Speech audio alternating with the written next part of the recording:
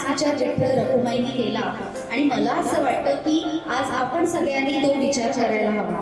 कारण संत तुकाराम असो, संत एकनाथ असो, ज्ञानेश्वर माऊली असो, या सगळ्या संतांनी त्यांच्या रचनांमधनं, अभंगांमधनं आपल्याला जीवन मूल्य दिलं.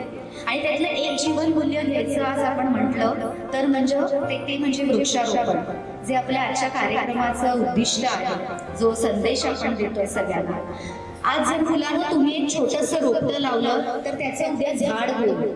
त्या झाडाचं काही वर्षांनी डेरेदार वृक्ष होईल. त्याला फळं, फुलं, पानं येतील, पक्षी घरटी करतील आणि नवसाठी कोण असाच एखादा थकलेला वारकरी त्या डेरेदार वृक्षाच्या सावलीखाली 2 क्षण विसावेल आणि त्याचा पुढचा वारीचा प्रवास अधिक सुखकर होईल.